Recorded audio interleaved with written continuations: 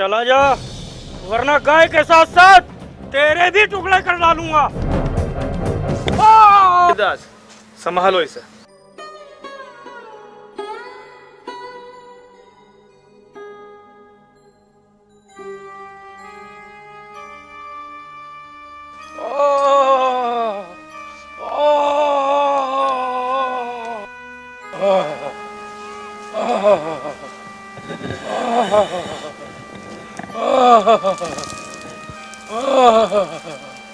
अब कुछ दर्द सही हुआ? जी महाराज। ये सब इस गाय की वजह से हुआ है। हैरान मत हो सजना, आज से तुम हमसे एक वादा करो, तुम कसाई नहीं सबके भाई बनके जियोगे। हाँ महाराज, मैं वादा करता हूँ आज से ये काम नहीं करूँगा। तो फिर बोलो सतनाम। सतनाम। गुरुदेव, आज से मैं आपके ही बताए हुए रास्ते पर चलूंगा।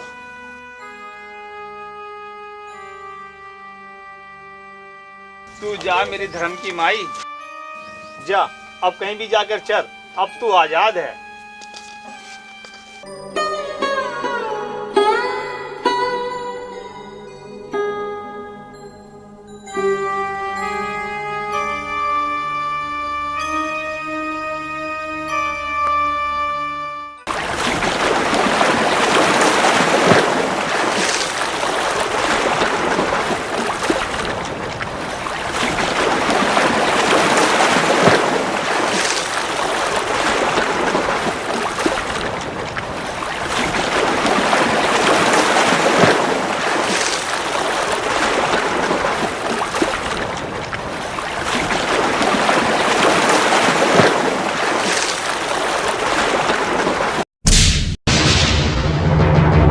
क्या हुआ गुरुदेव?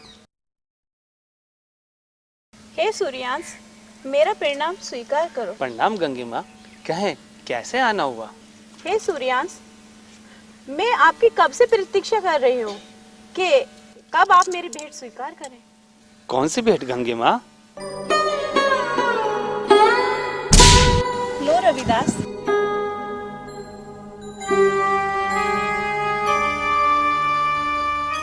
आज से इस शंख को नित्य दिन बजाया करें।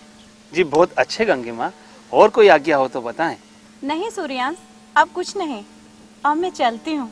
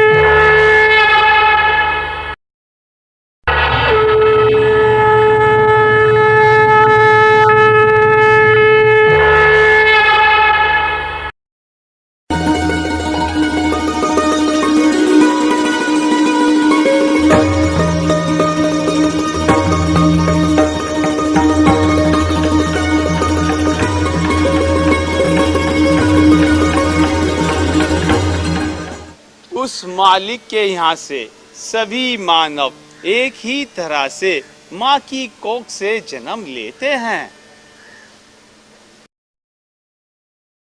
सभी मानव का एक जैसा हार्ड मांस होता है और एक जैसा खून भी होता है। ना कोई ऊंचा होता है, ना कोई नीचा होता है। मालिक जात पात का भेदभाव करके जन्म नहीं देता, बल्कि मानव रूप में धरती पर भेजता है। इसलिए मानव को मानव से प्रेम करना चाहिए। अब इस रविदास का क्या करें हम? इसे जितना ही रोकते हैं ये उतना ही प्रसिद्ध होता जा रहा है। अब लोग इसका सत्संग भी सुनने आने लगे हैं। लोगों का क्या, लोग तो भेड़ चाल चलते हैं, जिधर एक जाती है उधर ही सब चल देते हैं। कहे तो तुम ठीक ही रहे हो। अरे अब तो ये शंख भी बजाने लगा है। हाँ हाँ, बजाने तो लगा है, पर इसका इंतजाम करना होगा। मगर कैसे? कैसे क्या? इतनी देर में हमने सब सोच लिया है कि हमें क्या करना है। अरे तुम राजा के पास चलो, वहीं इसकी शिकायत करेंगे। राजा अपने आप इसका इंतजाम करेंगे। चलो आओ, चलो आओ।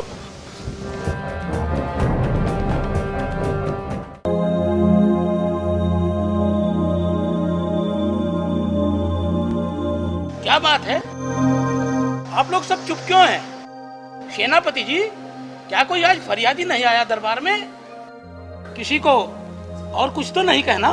जी नहीं महाराज, अब कोई फरियादी नहीं है। तो ठीक है, कल तक के लिए ठहरो महाराज, ठहरो। हमारी फरियाद सुन लीजिए महाराज। हमारी फरियाद सुन लीजिए महाराज। क्या फरियाद है आप लोगों की?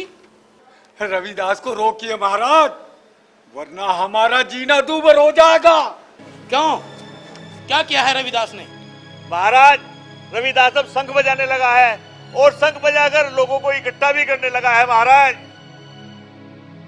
यही नहीं महाराज, लोगों को इकट्ठा करने तक तो ठीक था, पर अब तो वो सत्संग भी करने लगा है। तो क्या महाराज, यह अधिकार तो केवल हमको है, क्योंकि हम जाति के ब्राह्मण हैं, उस चमार को नहीं। अच्छा, सेनापति जाओ, रविदास को गिरफ्तार करके लेकर आओ। जो आ गया महाराज, सैनिकों।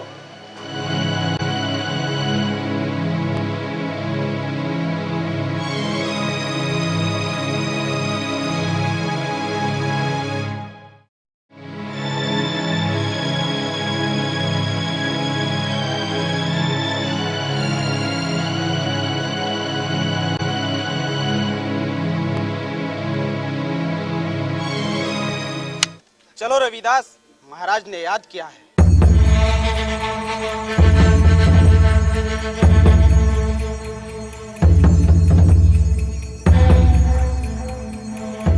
महाराज ने हमें याद किया है। ठीक है, आप चलिए, हम पहुंच जाएंगे। नहीं नहीं, आपको हमारे साथ चलना होगा। किंतु अभी तो मेरे सत्संग का समय होने जा रहा है। देखिए महात्मा जी, मैं आपकी पूरी इज्जत करता हूँ, लेकिन मैं अपने फर्ज के आगे मजबूर हूँ। यदि आप इसी वक्त मेरे साथ चलते हैं तो ठीक है, वरना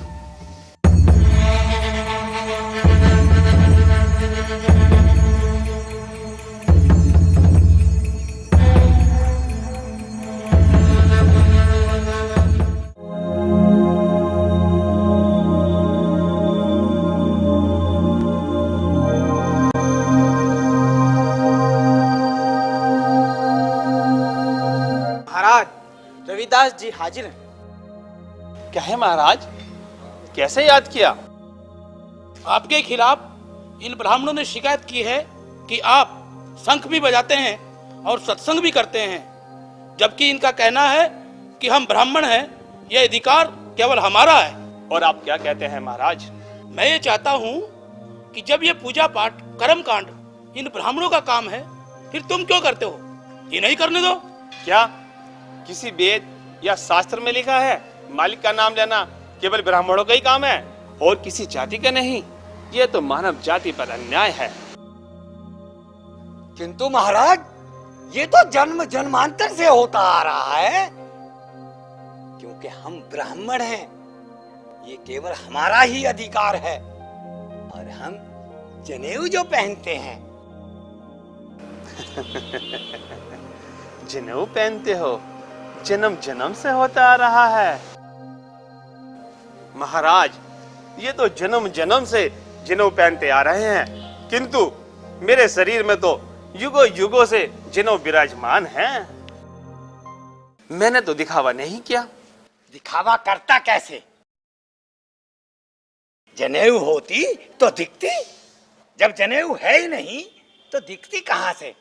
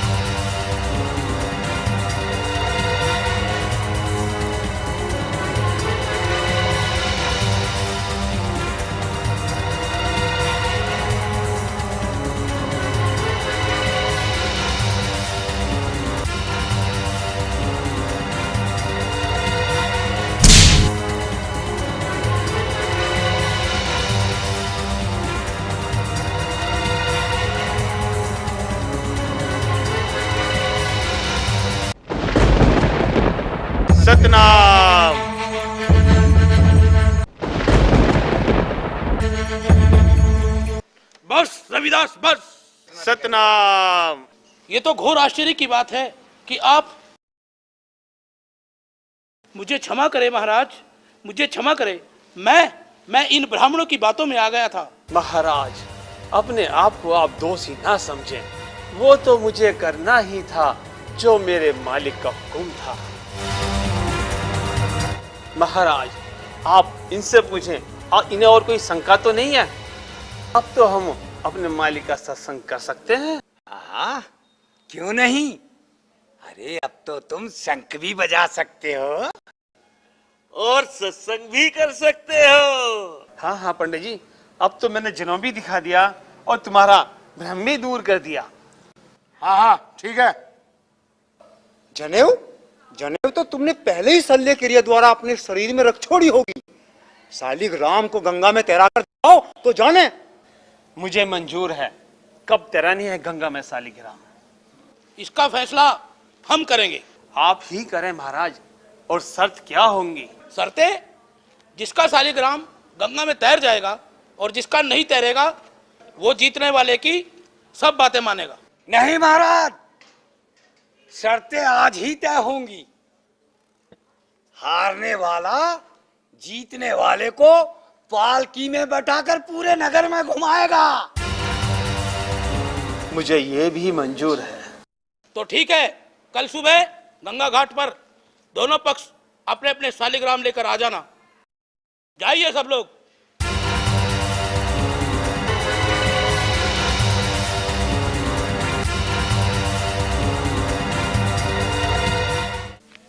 मुझे पहले ही पता था महाराज कि वो नहीं आएगा। अगर वो आता तो पहले ही आ जाता। देखिए, मैं पूरी तैयारी से आया हूं और मेरे सभी साथी पंडित भी आ चुके हैं। समझ गए ना महाराज?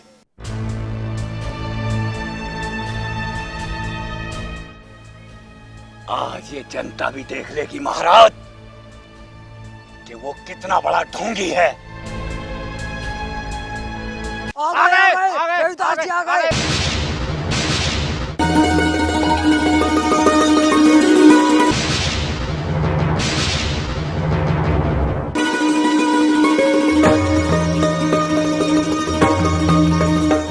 आ गए आप? बहुत देर कर दी आपने। ये पंडित जी तो आपके बारे में कुछ और ही सोच रहे थे। सोचने दीजिए महाराज, ये तो इनकी रोज की दिनचर्या है। कार्यक्रम शुरू कराया जाए महाराज। हाँ महाराज, आज सारा भेद खुल जाएगा इस ढोंगी का। आपने ठीक फरमाया है, आज तो ढोंगों की पोल खुलनी ही है। आज ही क्या महाराज, ढोंगी तो पहले भी मुंह की खा चुके हैं और ये आज भी मुंह की खाएंगे। हाँ तो रामनाथ जी, आप अपने शालिग्राम को पहले गंगा में डालो।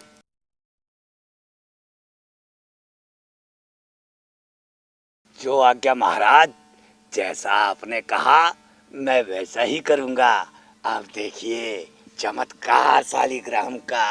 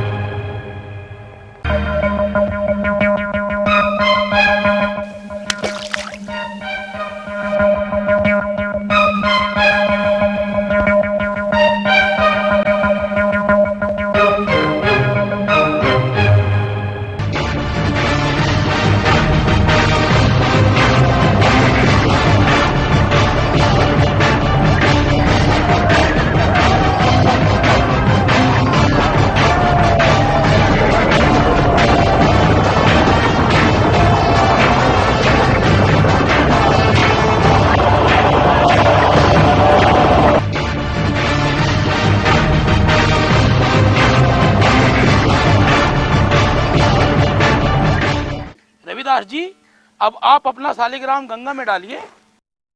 मेरे लिए तो घट घट में शालिग्राम है महाराज।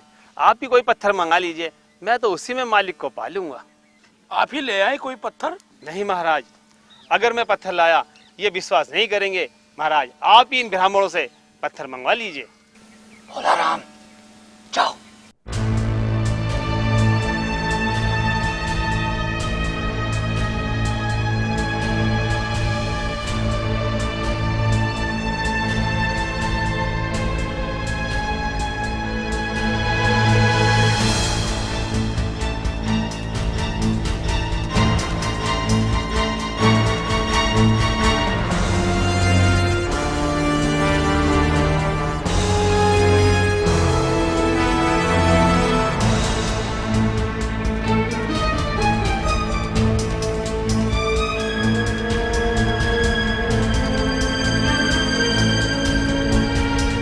लीजिए महाराज।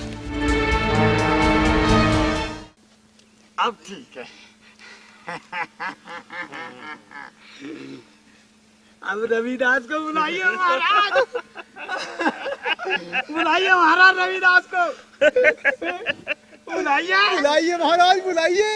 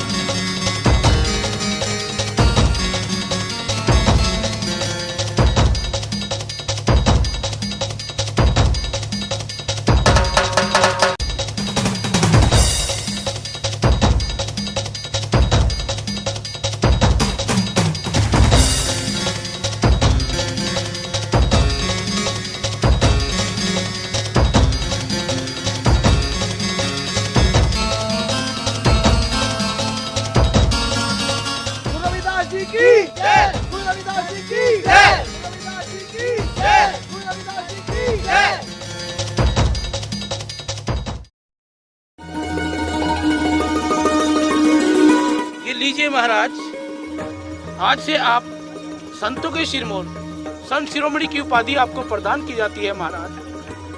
नहीं नहीं महाराज, आप इसके पहचान के रहिए।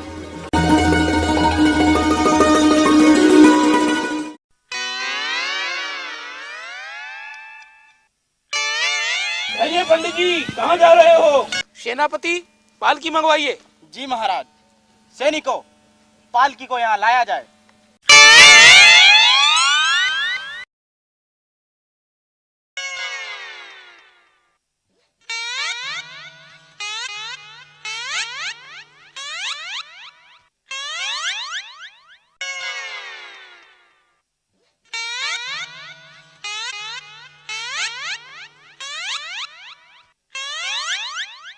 चलिए पंडित जी और उठाइए पालकी।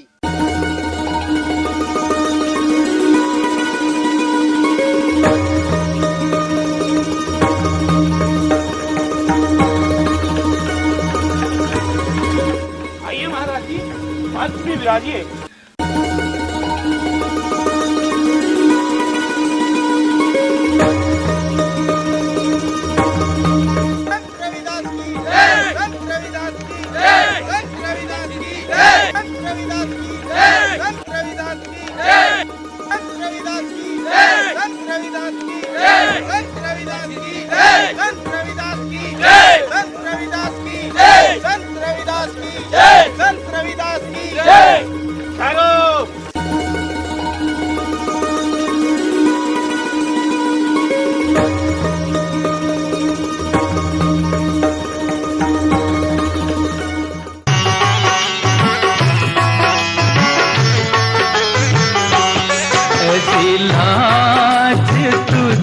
बिन कौन करे, ओ ऐसी लाज तुझ बिन कौन करे।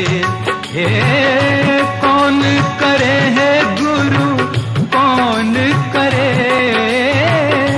कौन करे है गुरु, कौन करे।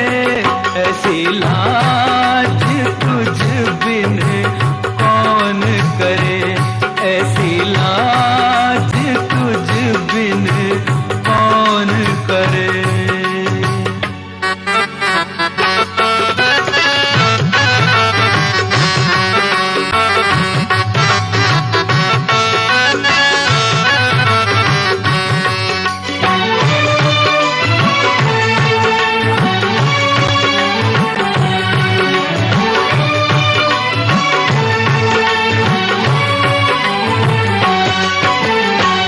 गरीब निवाज घुसैया मेरो, गरीब निवाज घुसैया मेरो। हे माथे छतर धरे, माथे छतर धरे।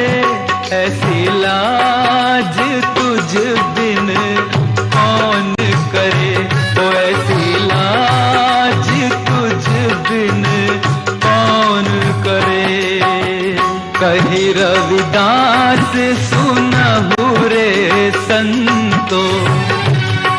रविदास सुनहु रे संतो, हे हरिते सब ही सरे, हरिते सब ही सरे, ऐसी लाज तुझ बिन कौन करे, ऐसी लाज तुझ बिन कौन करे, कौन करे है गुरु, कौन करे, कौन करे है गुरु, कौन करे, ऐसी लाज तुझ बिन कौन करे।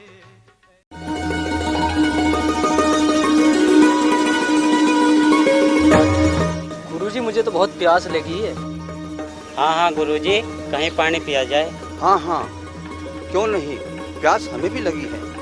देखो वो सामने रविदास जी की कुटिया है, वहीं हम पानी पिएंगे और विश्राम भी करेंगे। देखो आज हमारी कुटिया पर कबीरदास आ रहे हैं।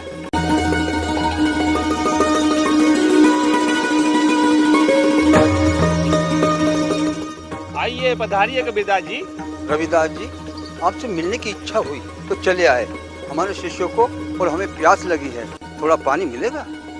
हाँ हाँ, क्यों नहीं, अभी लीजिए।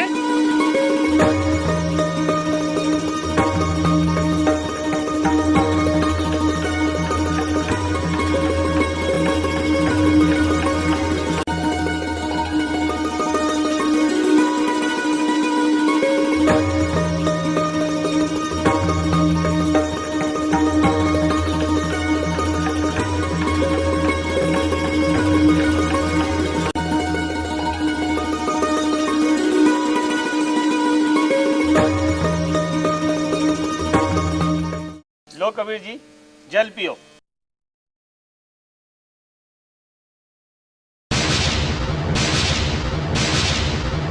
ये क्या, ये तो चमड़ा भिगोने वाली कटोती का पानी पिला रहे हैं। हमारा तो मन भ्रष्ट हो जाएगा, हमें तो क्या हो जाएगी।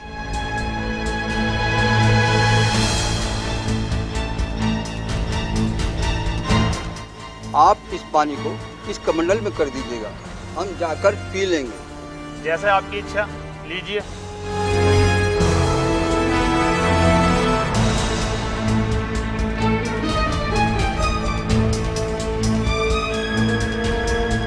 अच्छा, हम चलते हैं।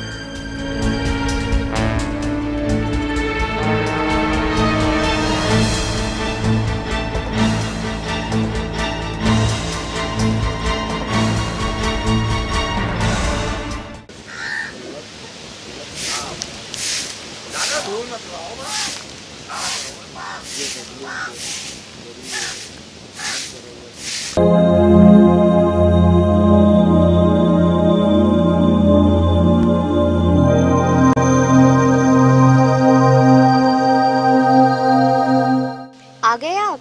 कहाँ गए थे बापू, और अब कहाँ से आ रहे हैं? अब तो रविदास की कुटिया से आ रहे हैं बेटी। जा, जल्दी जा और पानी ला, हमें प्यास लगी है।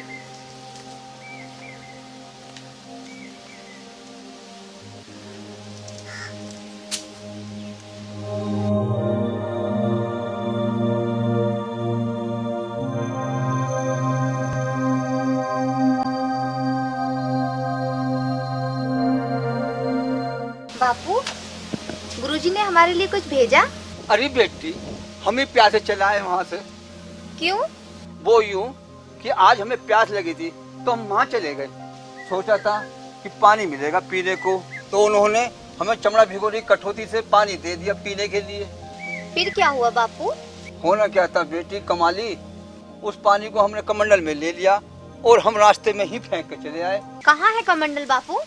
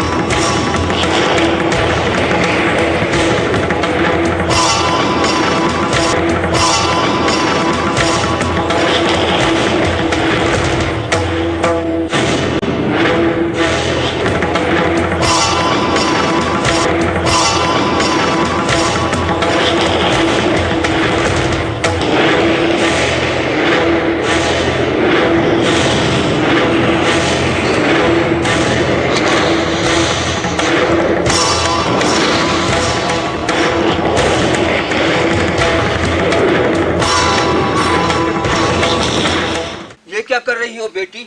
उस तरफ पानी क्यों फेंक रही हो? आखिर ये माजरा क्या है, मेरी समझ में नहीं आ रहा। मुल्तान शहर में आग लग गई थी बापू, उसे बुझा रही थी। ये क्या कह रही है बेटी? मुल्तान शहर में आग? और तेने देख भी ली? हाँ बापू, मैंने देख लिया। पर ये कैसे हो सकता है? तेरा दिमाग तो नहीं चल गया? मैं सच कह रही हूँ बापू, वहाँ आग लगी थी पर अब बुझ गई है। दीनू, मुल्तान जाकर पता लगाओ, कमाली सही कह रही है झूठ? जी गुरुदेव। चलो मेरे साथ, जल्दी चलो, जल्दी करो। आपको मुल्तान शहर में बुलाया गया है क्योंकि आपके घर में आग लग चुकी है, उसमें आपके पति गिर गए हैं। चलो जल्दी चलो। घबराओ मत, अब सब ठीक हो चुका है, आग बुझ चुकी है। ये सब तुम्हें कैसे पता चला बेटी? पहले तो तुम ऐसे नहीं थी। ये सब गुरु रविदास के प्रसाद का प्रताप है बापू, उसी की वजह से हुआ है ये चमत्कार, जो आग बुझ गई। वो कैसे? वो जो आप कटोती का जल लेकर आए थे, उसी को पीने से। और वो तो मैंने फेंक दिया था। नहीं बापू, उसमें 3-4 बूंदे बची थी, वो ही मैंने पी ली थी। ओह, मुझसे कितनी बड़ी भूल हो गई। खैर, तू इन्हें भोजन करा, मैं अभी आया।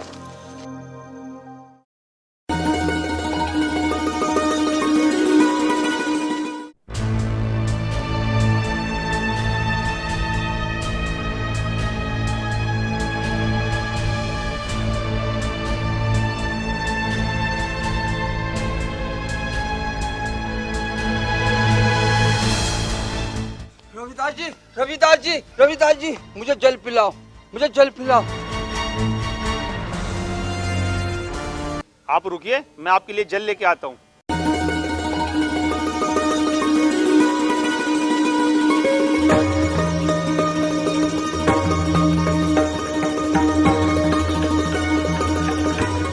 लो कबीर जी, जल पियो। मुझे तो वही जल पिलाए, कठौती वाला। पिंड भरा रविदास का और पिंड सब खाली, जिस जल को तुम ढूंढते उसको पी गई बेटी कमाली। सोचो मत कबीरदास जी, आपके भाग्य में वो जल नहीं था, क्योंकि आपके मन में कुछ जल के प्रति घृणा थी। नहीं नहीं, ऐसी बात नहीं थी। ऐसी ही बात थी कबीरदास। मुझे क्षमा करें रविदास जी, आपने मेरी आज आंखें खोल दी। मैं अंधकार में था, आप महान हैं। महान मैं नहीं, महान तो वो है मेरा मालिक सतगुरु, जिसने हम सबको बनाया है। इसलिए अपने मन को साफ करो, मोह माया को छोड़कर सतगुरु का नाम जपो, और किसी की हालत को देखकर उसके गुणों का आकलन मत करो। जी, आज से ऐसे ही होगा। ऐसे ही होगा तो बोलो सतनाम। सतनाम। अब जाओ और बाकी का जीवन मालिक की भक्ति में लगाओ।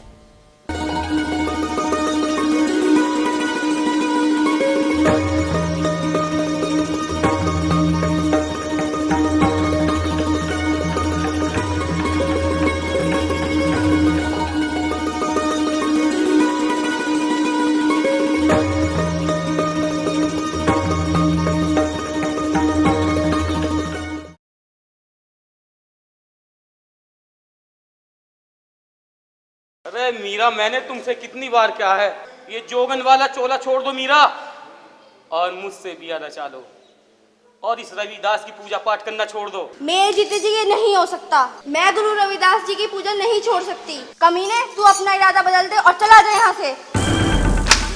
सैनिकों!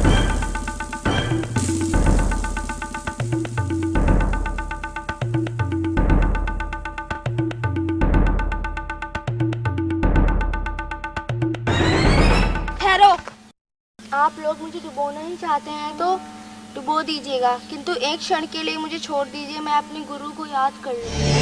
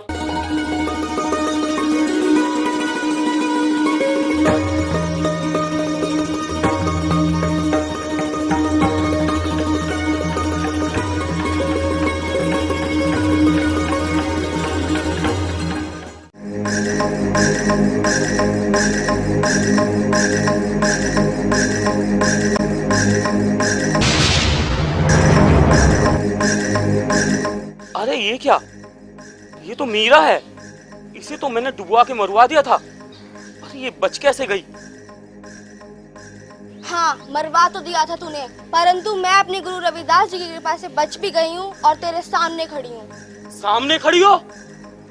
मैं तुम्हें अपने महल में बर्दाश्त नहीं कर सकता। बर्दाश्त नहीं कर सकता तो क्या कर सकता है? मैं तुम्हें क्यों बताऊं कि मैं क्या कर सकता हूं? तुम जाओ मेरे सामने से, चली जाओ।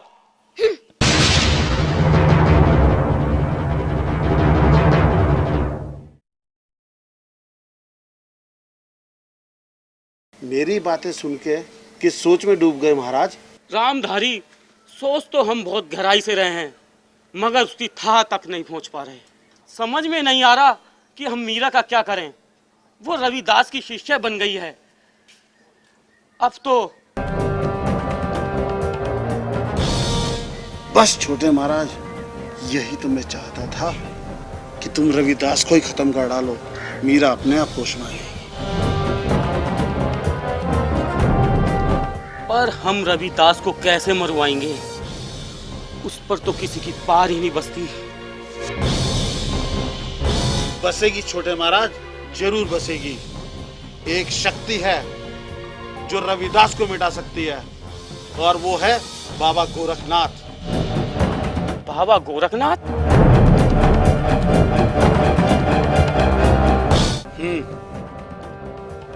आपने बिल्कुल ठीक बताया। वो रविदास को जरूर ठिकाने लगा देंगे। फिर देर किस बात की है छोटे महाराज? आप उन्हें याद करें और काम तमाम करा दे रविदास का। अच्छा तुम जाओ पंडित जी। ठीक है, मैं चलता हूँ।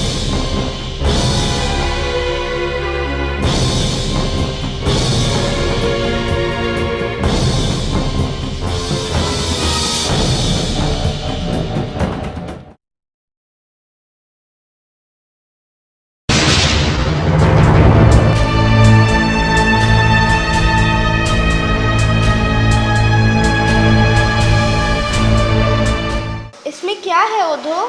आपके गुरुजी ने आपके लिए काशी से फूलों का हार भिजवाया है।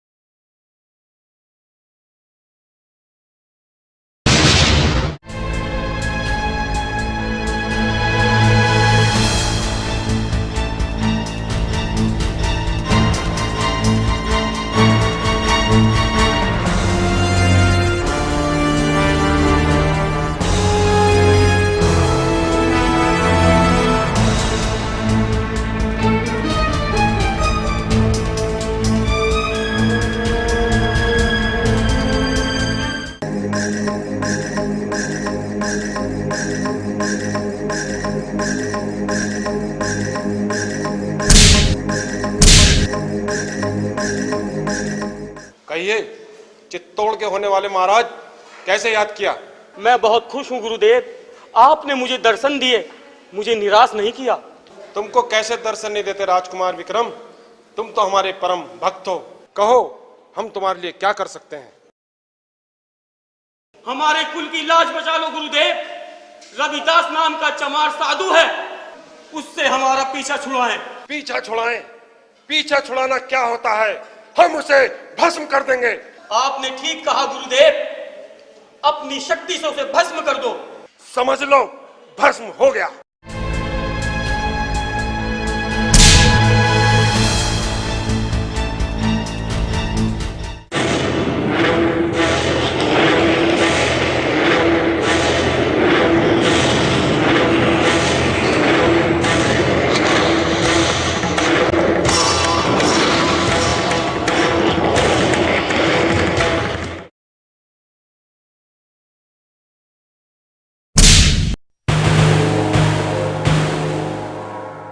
ये कहाँ से आ गया?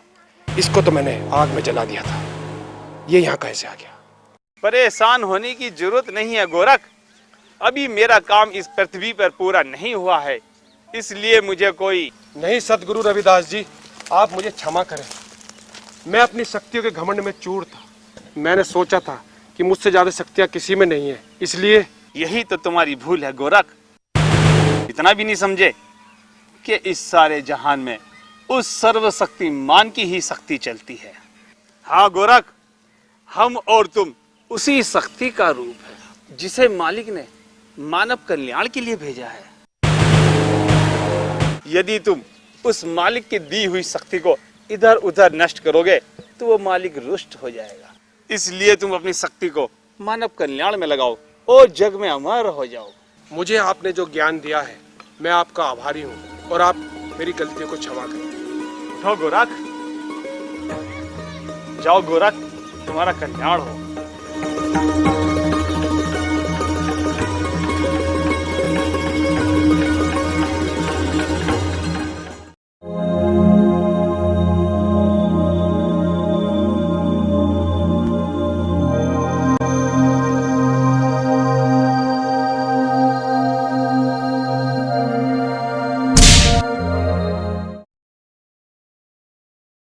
जय हो गुरुदेव।